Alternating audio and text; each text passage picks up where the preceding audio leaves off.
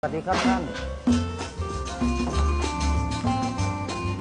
นี่เป็นใครวะมีธุระอะไรเหรอผมชื่อบุญเย็นครับพอดีผ่านมาเห็นหน้าร้านเขียนป้ายว่ารับสมัครนักร้องก็เลยลองเข้ามาลองสมัครดูครับเขาบอกว่าเขาเขียนว่าสมัครนักร้องสาวหรือเป็นผู้หญิงหรือไงวะผู้ชายทั้งแท่งเลยครับท่านแล้วนี่อยากจะเป็นกระเทยเหรอฮะเฮ้ยไปเลยกูไม่เอาเอาแต่ผู้หญิงเฮ้ยท่านครับไม่ลองให้ผมลองร้องดูก่อนนะครับแล้วค่อยไล่ก็ยังไม่สายเกินไปนะครับท่านมูบ้า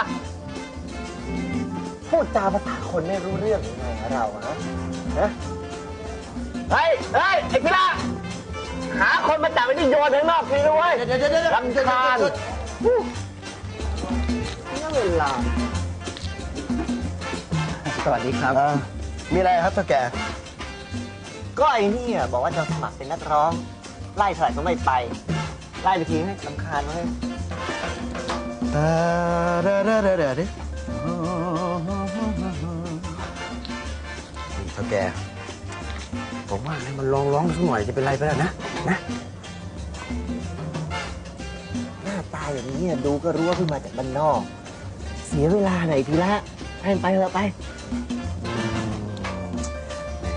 เท่าแกก็ดีก็ปล่อยให้นักดนตรีมันเล่นให้แง่งไปไม่มีนักร้องตอนนี้เดี๋ยวให้มันร้องเล่นไปพอระเบื่อแล้วก็ไล่ไปก็ได้ไม่เป็นไรเลยนะร้องข้าวเวลาเท่าแกฉันจะมายุ่งการเองก็ได้นะพี่ชื่อธีระนะน้องนะสวัสดีครับไม่เป็นไรพี่ก็เป็นผู้จัดการแล้วก็ดูแลพวกร้านรวงนักดนตรีอะไรเงี้ยนะนักร้องทุกคนขึ้นอยู่กับพี่แล้วเราชื่ออะไรเนี่ยผมชื่อบุญเย็นครับบุญเย็นครับอุ้ยมันจะดังเลยเนี่ยชื่อบุญเย็นอุ้ยน่าจะไปอยู่คณะลิเกไม่น่ามาอยู่คณะนักร้องเขาหรอกเนี่ยมานี่เฮ้ยนี่พวกเรามีนักร้องมาสมัครไว้ชื่อบุญเย็นด้วยโอ้ท่าทางตรงกันข้ามกับคนกรุงเทพนะเว้ยนี่ร้องเพลงอะไรก็ได้นะง่ายๆที่อยากจะร้องอะนะผมเตรียมมาแล้วครับอะไรอะโน้ตเพลงครับโน้ตเพลงอะไรผมแต่งเองครับโอ้โหแต่งเองเอาตามใจเอาลองดูไว้พวกเราเล่นๆในเขาหน่อยนี่ไม้นะครับอย่าไปใกล้มัน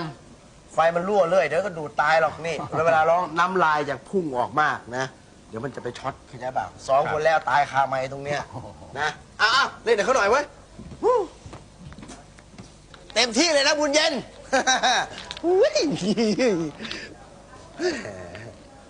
เฮ้ยทีละข้าว่าเปลืองค่าไฟเปล่าๆเฮ้ยเอานะใจเย็นนะเจ้านายถือว่าดูจำอวดค่าเวลากันแล้วกันนะเริ่ม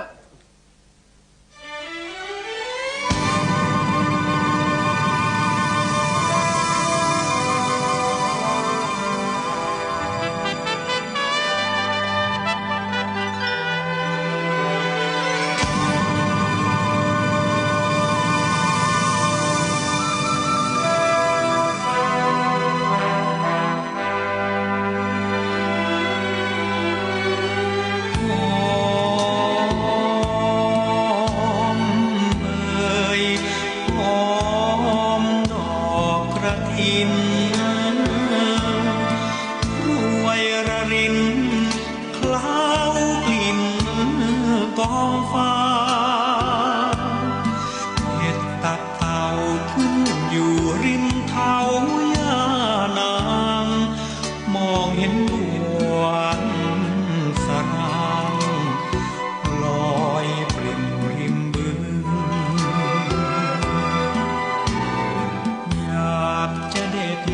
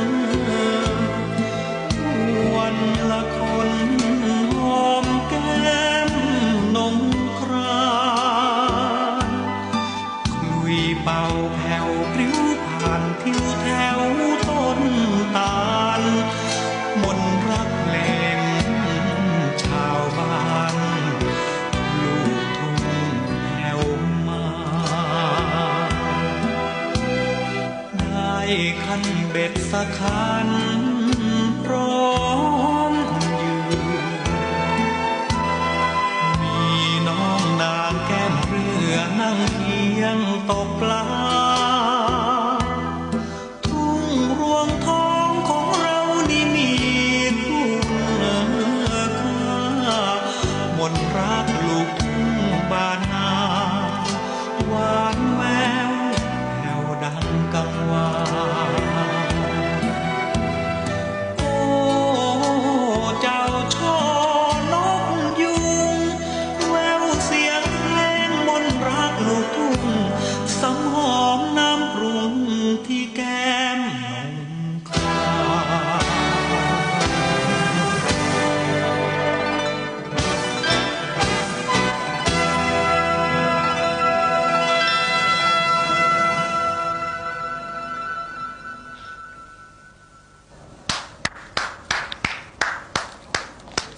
ยอดเยี่ยม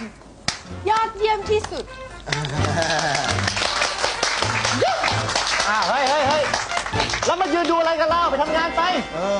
ดูอะไรวะ ไปทำงาน เธอชื่ออะไรจ๊ะ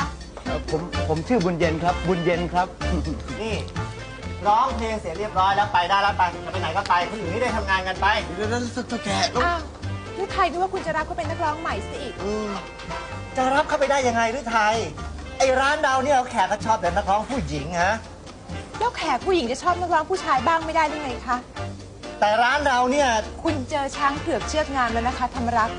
ถ้าคุณปล่อยให้หลุดมือไปก็โง่เต็มทีแล้วล่ะค่ะ ถูกต้องเลยเท่าแก่หรือไทยเขาพูดถูกเลยเท่าแก่ คนนี้นะเสียงดีจริง เฉพาะคำว่าหอมนี่ก็มันดังอยู่แล้วเท่าแก่รับรองแขกแน่น จะเอาไงก็จัดการเองแล้วกัน